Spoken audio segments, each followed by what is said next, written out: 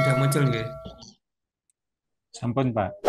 Iya, Ampun, Pak. langsung kita ke ini kan mengulang materi yang kemarin sama penambahan nggih. Di pasal 1792 Kitab Undang-Undang Hukum Perdata ini tentang surat kuasa. Surat kuasa adalah pemberian kuasa, adalah suatu persetujuan yang berisikan pemberian kekuasaan kepada orang lain yang menerimanya untuk melaksanakan sesuatu atas nama orang yang memberikan kuasa.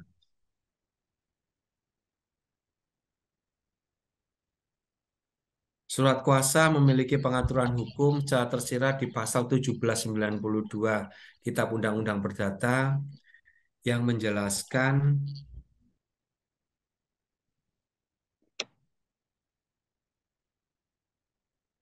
pemberian kuasa eh, eh, yang menjelaskan bahwa pemberian kuasa adalah suatu persetujuan yang berisikan pemberian kekuasaan pada orang lain yang menerimanya untuk melaksanakan sesuatu atas nama orang yang memberikan kuasa. Surat kuasa digunakan untuk melimpahkan wewenang dari pihak yang secara sah memiliki wewenang kepada pihak lain. Pihak lain nantinya akan mewakili pihak pemilik wewenang dan mempunyai otoritas penuh terhadap objek pelimpahan kekuasaan sesuai dengan apa yang disebutkan dalam surat kuasa tersebut. Mengenai keabsahan surat kuasa, pemberian kuasa merupakan perjanjian hukum sepihak. Karena pemberi kuasa suatu waktu dapat mencabut kembali tanpa perlu meminta persetujuan si penerima kuasa. Di pasal 1354 Kitab Undang-Undang Hukum Perdata ini tentang kepentingan, tentang sakwarmening atau perwakilan sukarela. Jika seseorang dengan sukarela, dengan tidak mendapat perintah untuk itu, mewakili urusan orang lain, dengan atau tanpa pengetahuan orang ini, maka ia secara diam-diam mengikatkan dirinya untuk meneruskan serta menyelesaikan urusan tersebut hingga orang yang diwakili kepentingannya dapat mengerjakan sendiri urusan itu. Ia memikul segala kewajiban yang harus dipikulnya, seandainya ia kuasakan dengan suatu pemberian kuasa yang dinyatakan dengan tegas. Contoh tentang perwakilan sukarela, misalkan A adalah seorang karyawan, memiliki seekor kucing peliharaan yang berada di halaman depan rumahnya. Pada suatu waktu A diharuskan pergi meninggalkan rumah selama 3 hari karena urusan kantor. B merupakan tetangga dari A. Suatu waktu B melintasi rumah A dan melihat kucing peliharaan A dalam keadaan tidak sehat. Lalu dengan inisiatif sendiri, B memberi makan dan minum serta memandikan kucing tersebut. Maka B melakukan sakwarwening atau perwakilan sukarela untuk mengurus kucing peliharaan. Lalu apakah konsekuensi hukum dari apa yang dilakukan B? Dari ilustrasi tersebut dan berdasarkan pasal 1354 Kitab Undang-Undang Hukum Perdata, B berkewajiban untuk terus merawat kucing peliharaan A sampai dengan A pulang dan merawatnya sendiri. Di pasal 1263 Kitab Undang-Undang Hukum Perdata tentang kenyataan hukum, suatu perikatan dengan suatu syarat tangguh adalah suatu perikatan yang tergantung pada suatu peristiwa yang masih akan datang dan masih belum tentu akan terjadi atau yang tergantung pada suatu hal yang sudah terjadi tetapi tidak diketahui oleh kedua belah pihak. Dalam hal yang pertama berkaitan tidak dapat dilaksanakan sebelum peristiwa telah terjadi. Dalam hal yang kedua perikatan mulai berlaku sejak hari ia dilahirkan. Syarat tangguh menangguhkan tidak saja akibat hukumnya, tetapi sebetulnya adalah alas hak mengalihkan yang ditangguhkan. Pada asasnya perbuatan hukumnya telah terjadi dan tidak bersyarat walaupun perikatan persyaratan dalam artian bahwa akibat hukum dari perikatan tersebut, yakni peralihan hak atau prestasinya ditangguhkan. Contoh di pasal 1263, A menghibahkan sebuah mobil kepada B apabila B lulus S1. Apabila ternyata A telah menyerahkan mobil atau benda bergerak berwujud kepada B, sedangkan syarat apabila B lulus S1 belum terpenuhi. B adalah pemegang kedudukan berkuasa atau besitter dan akan menjadi pemilik mobil tersebut dengan dipenuhinya syarat tangguh yaitu lulus S1. Dengan kata lain, A masih berhak atas mobil tersebut walaupun mobil tersebut telah dipegang B. Apabila ternyata di kemudian hari dipenuhi syarat tangguhnya, B lulus S1, maka B menjadi pemilik atas mobil. Sedangkan A, bekas pemilik, telah selesai di dalam melaksanakan prestasi dan tidak diperlukan lagi adanya pernyalaan khusus atas mobil yang dijanjikan antara A dan B. Kita bahas tentang e-commerce. Pengertian e-commerce adalah suatu pengantar bisnis digital. Disebutkan bahwa pengertian e-commerce adalah penyebaran, pembelian, penjualan, dan pemasaran barang maupun jasa lewat media elektronik berupa internet, televisi, www, atau jaringan komputer lainnya.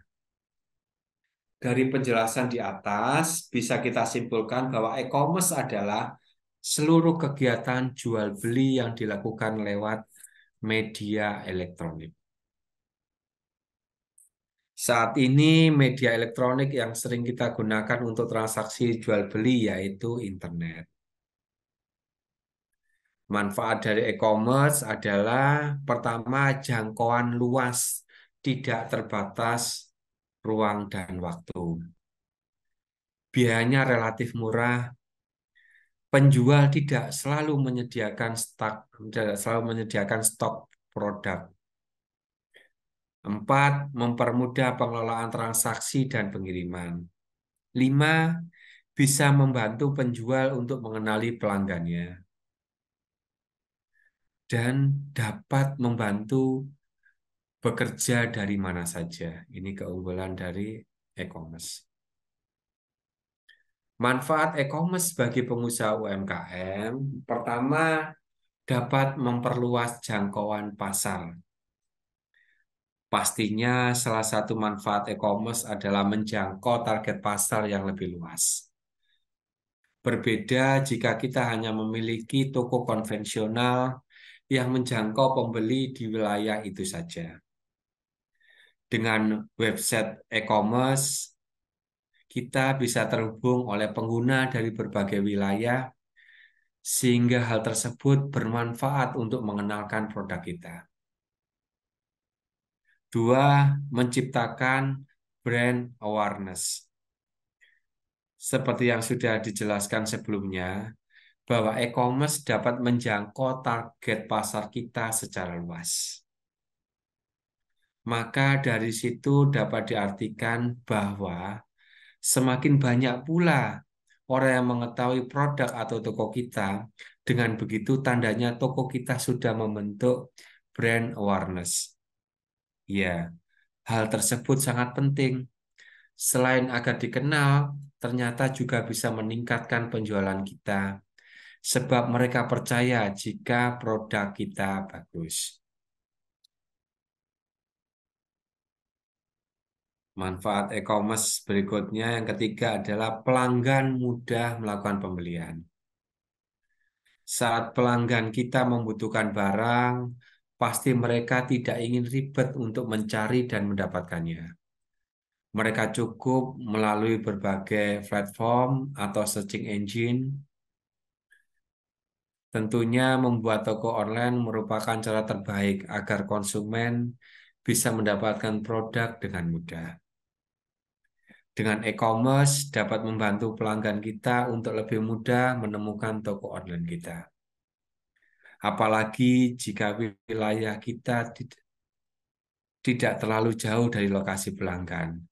Kemungkinan mereka beli produk jualan kita semakin tinggi. Manfaat keempat, menghemat biaya. Manfaat e-commerce selain dapat menjangkau pasar, penggunaan e-commerce bisa menghemat biaya promosi, sebab kita tidak perlu menyewa toko secara fisik. Kita cukup mengeluarkan biaya untuk iklan, tenaga kerja, dan pembuatan website toko online kita. Maka dari itu banyak pebisnis yang lebih memilih berjualan melalui e-commerce karena lebih tepat sasaran sehingga bisa meningkatkan penjualan.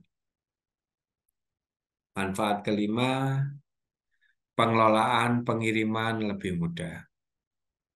Dengan mempunyai toko online, pastinya memudahkan pelanggan kita dalam membeli produk jualan karena mudahnya transaksi dan tersedianya beragam metode pembayaran. Selain itu, kita juga tidak perlu memikirkan pengiriman barang, sebab barang yang kita kirim dapat dilacak secara online pula.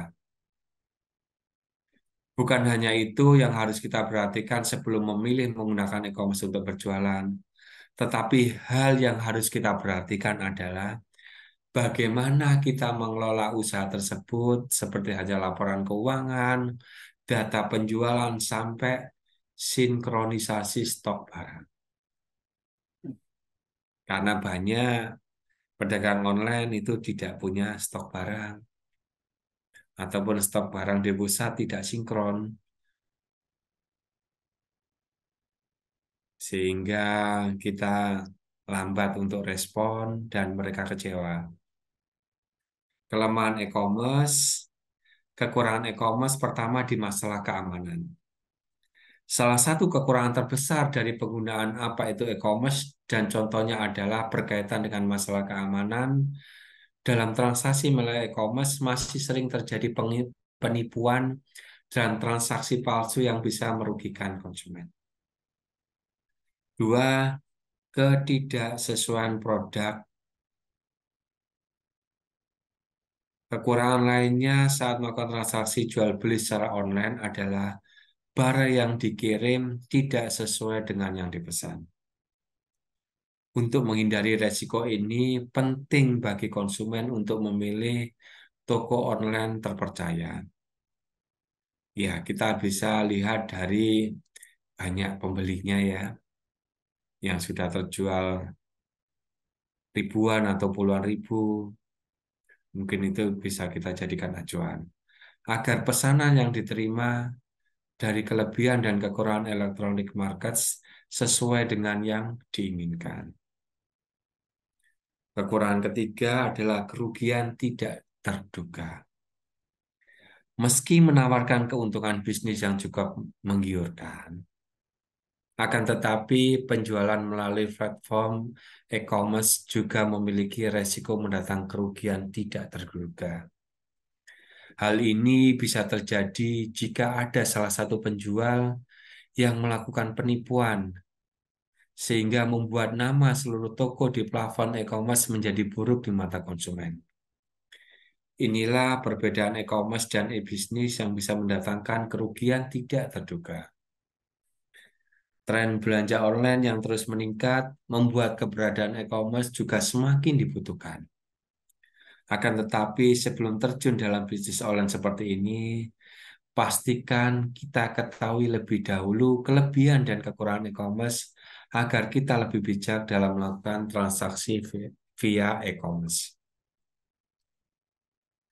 Jenis-jenis e-commerce pertama ada B2B, business to business, adalah jenis e-commerce yang digunakan saat terdapat perusahaan yang menjual produk atau jasa kepada perusahaan lain. Biasanya barang dan jasa yang diperjualbelikan berjumlah besar. Yang kedua adalah B2C, business to customer, to consumer. B2C merupakan istilah yang digunakan saat terdapat perusahaan yang menjual produk atau jasa ke konsumen. Umumnya pelanggan membeli produk dalam jumlah sedikit. Yang ketiga ada C2C, consumer to consumer. C2C adalah istilah yang digunakan untuk transaksi jual beli antara dua individu secara online. Misalnya, saat seseorang menjual barang bekas pada orang lain lewat internet. Keempat, ada C2B, consumer to business. Jenis e-commerce lainnya yaitu C2B ini istilah digunakan saat seseorang menjual produk atau jasa kepada perusahaan. Yang kelima adalah B2E, Business to Public Administration. Sekilas B2E mirip dengan B2B, hanya saja pihak yang terlibat dalam e-commerce ini adalah pengusaha dengan lembaga pemerintah. Misalnya, sebuah perusahaan menyediakan jasa pembuatan web kepada institusi. Keenam, C2E yaitu Consumer to Public Administration. Jenis e-commerce ini menyerupai C2B, hanya saja transaksinya dilakukan oleh individu kepada institusi pemerintahan atau publik. Dan yang ketujuh adalah O2O, online to offline e-commerce. Contoh e-commerce yang di Indonesia untuk bisnis to bisnis, yaitu proses penjualan suatu produk, baik berupa barang maupun jasa yang difokuskan pada perusahaan maupun pelaku bisnis lain. Contohnya ada Electronic City, Pralali, Kawan Lama, MBIS, dan lain-lain. Ada bisnis to consumer atau tipe ya, bisnis to consumer. Ini berbeda dengan B2B. Bisnis jenis ini berhubungan langsung dengan konsumen, bukan perusahaan atau bisnis lainnya. Sebagai contoh, kita memiliki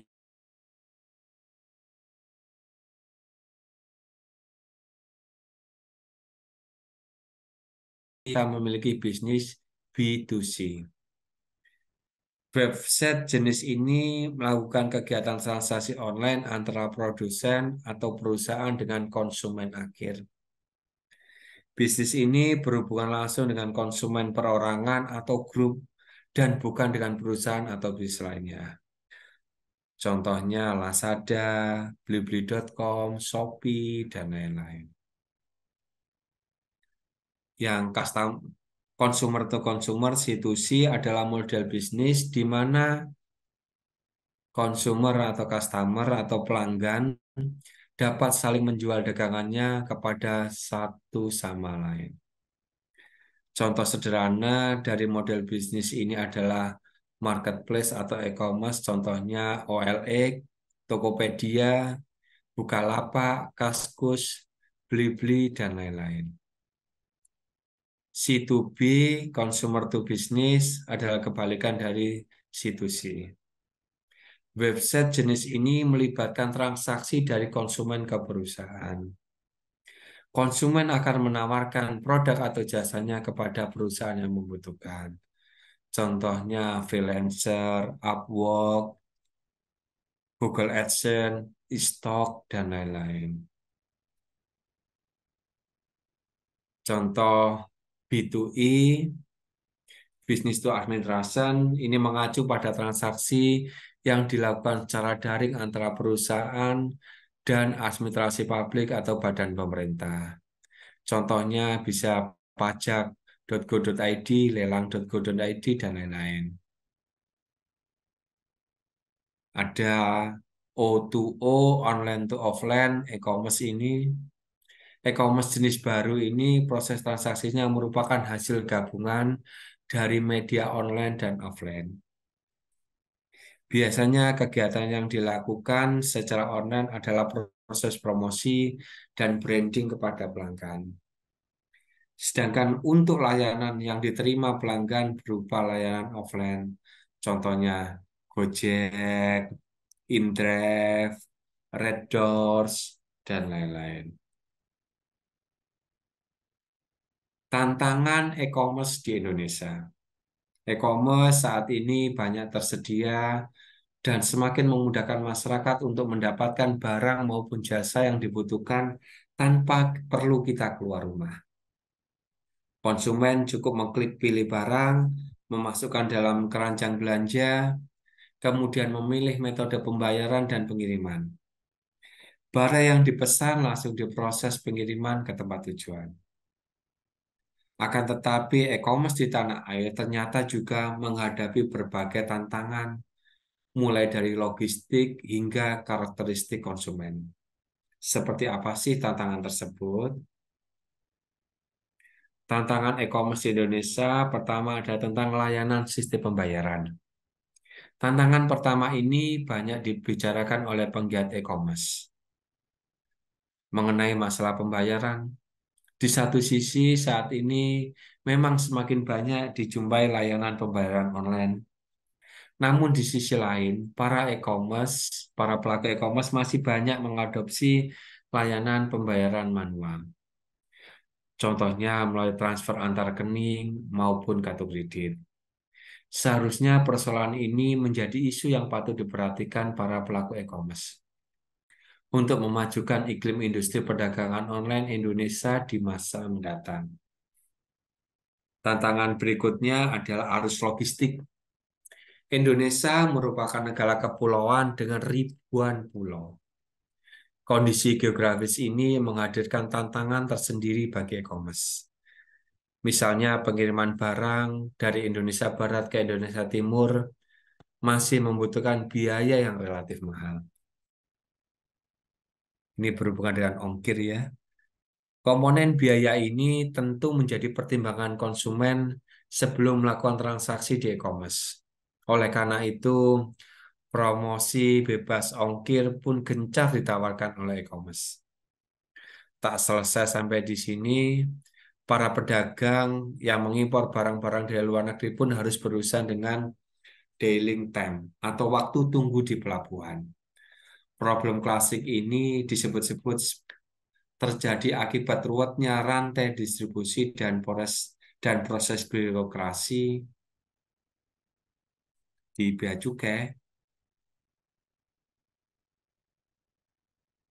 Tantangan berikutnya ada karakter konsumen. Karakter konsumen menjadi tantangan e-commerce berikutnya. Misalnya, sebagian besar konsumen menginginkan transaksi lebih personal. Caranya dengan menghubungi penjual secara langsung melalui WhatsApp atau LAN. Masih ada kelompok konsumen yang menilai transaksi ini lebih personal dan terpercaya dibandingkan lewat website yang kaku.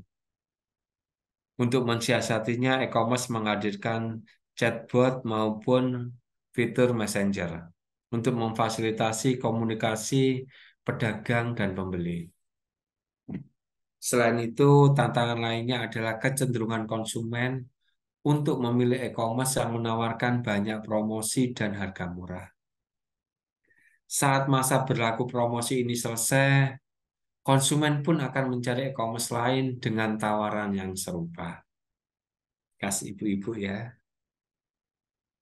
Tantangan berikutnya adalah jumlah produk lokal kita masih kalah dibanding dengan produk impor. Salah satu tantangan yang masih dihadapi pelaku e-commerce Indonesia adalah dalam hal jumlah produk lokal dan impor yang masih belum sebanding. Dilansir dalam line.id, meskipun e-commerce di Indonesia mengalami peningkatan hingga 500% selama 4 tahun terakhir ini. Namun produk-produk asal Indonesia yang dijual di platform e-commerce masih di bawah 10%. Ini membuat negara kita masih menjadi sebatas pasar saja. Nah, ternyata menjadi pedagang di e-commerce banyak tantangannya. Jika ingin merambah bisnis e-commerce, perhatikan hal-hal tersebut di atas ya adik-adik. E-commerce dan marketplace perbedaannya pertama pengertian. Jika dilihat dari pengertian, e-commerce bisa diartikan sebagai situs online yang digunakan untuk jual beli. Sedangkan marketplace adalah situs pihak ketiga yang menyediakan kategori produk dari beberapa penjual. Dua, waktu dan biaya umumnya marketplace tidak mengeluarkan biaya besar. Sedangkan e-commerce memerlukan biaya besar dan waktu yang lama untuk menciptakan platform tersebut. Tiga, akses pelanggan. Jika dilihat dari aksesnya, marketplace relatif sulit memperoleh pelanggan, sedangkan e-commerce lebih mudah mendapatkan pelanggan. Skill e-commerce. Apa skill yang dibutuhkan untuk bisnis e-commerce? Beberapa skill yang diperlukan adalah membaca data analisis web untuk lebih memahami audiens kita agar bisa membuat keputusan bisnis yang lebih baik. Pengetahuan tentang SEO, copywriting, dan fotografi produk juga sangat penting untuk meningkatkan kampanye pemasaran. Meskipun tidak wajib, kita mungkin juga perlu teknis dasar untuk mengelola toko.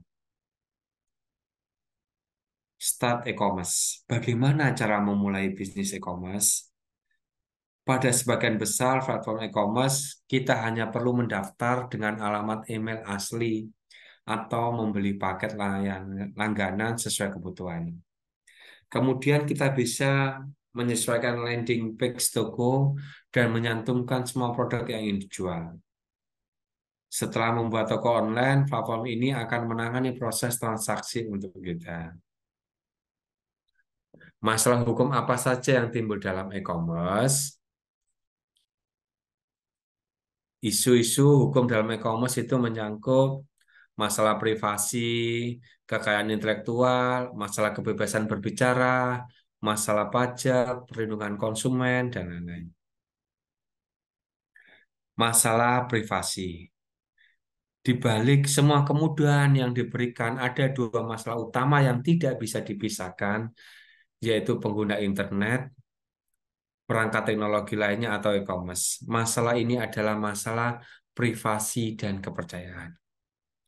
Dari segi privasi, ketika kita berbelanja menggunakan e-commerce, banyak sekali data pribadi kita yang kita masukkan ke dalam website atau aplikasi pembayaran yang berhubungan dengan e-commerce, seperti alamat, password, PIN, nomor telepon, dan lain-lain.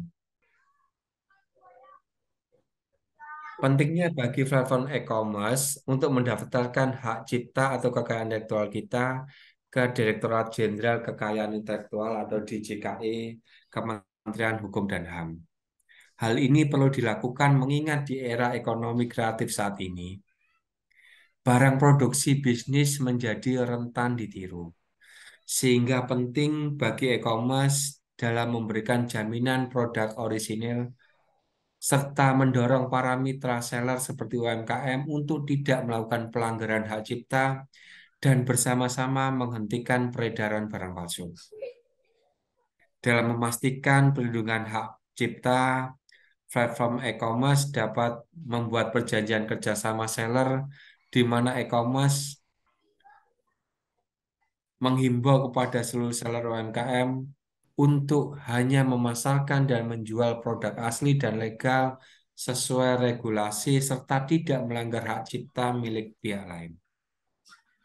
Tidak hanya itu, platform e-commerce juga dapat terus memberikan edukasi dan dorongan para seller, khususnya UMKM, untuk melakukan pendaftaran merek di DJKI Kementerian Hukum dan HAM. Masalah kebebasan berbicara. Mayoritas pelanggaran kebebasan berpendapat atau berekspresi tersebut terjadi dalam bentuk serangan digital, kriminalisasi, intimidasi, ancaman serta teror. Korban intimidasi, ancaman, dan teror temuan Komnas HAM seperti mahasiswa, jurnalis, individu, akademisi, dan media massa.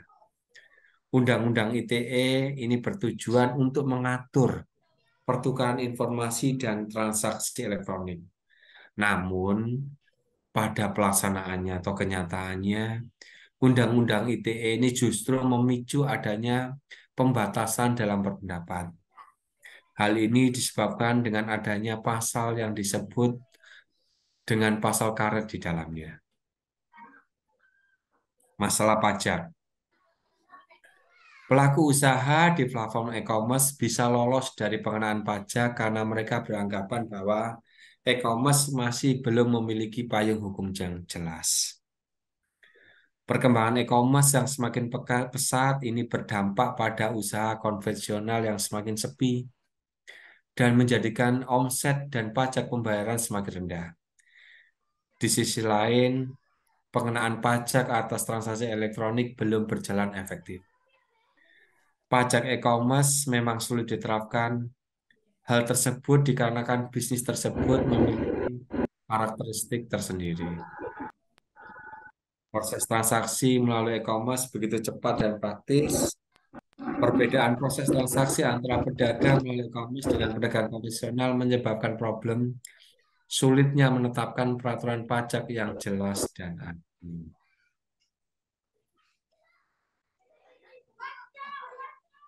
Masalahnya adalah masalah perlindungan konsumen. Saya lanjut aja ya, waktunya sudah habis. Sebelum kita membahas masalah perlindungan konsumen, ada hak-hak konsumen yang harus kita pahami. Antara lain hak atas kenyamanan, keamanan, dan keselamatan dalam mengkonsumsi barang dan atau jasa. Hak untuk memilih barang dan atau jasa. Hak atas informasi yang benar, jelas, dan jujur. Hak untuk didengar pendapat dan keluhannya. Hak untuk mendapatkan advokasi, perlindungan, dan upaya penyelesaian sengketa. Hak untuk mendapatkan pembinaan dan pendidikan. Hak untuk diperlakukan atau dilayani. Hak untuk mendapatkan kompensasi atau ganti rugi. Dan hak lain yang diatur dalam peraturan perundang lain. Ini ada pertanyaan, Bang Oni, saya pernah belanja barang secara online. Tapi barang yang saya terima tidak sama dengan yang saya lihat di toko pada iklan yang dipajang. Pertanyaan saya, apakah itu termasuk pelanggaran hak konsumen? Bagaimana perlindungan hukum terhadap konsumen? Apakah saya dapat menuntut penjual untuk mengembalikan uang atau mengganti barang yang saya beli tersebut?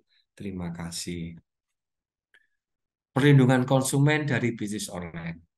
Dengan pendekatan Undang-Undang Perlindungan Konsumen, kasus jenengan dapat saya simpulkan sebagai salah satu pelanggaran terhadap hak konsumen.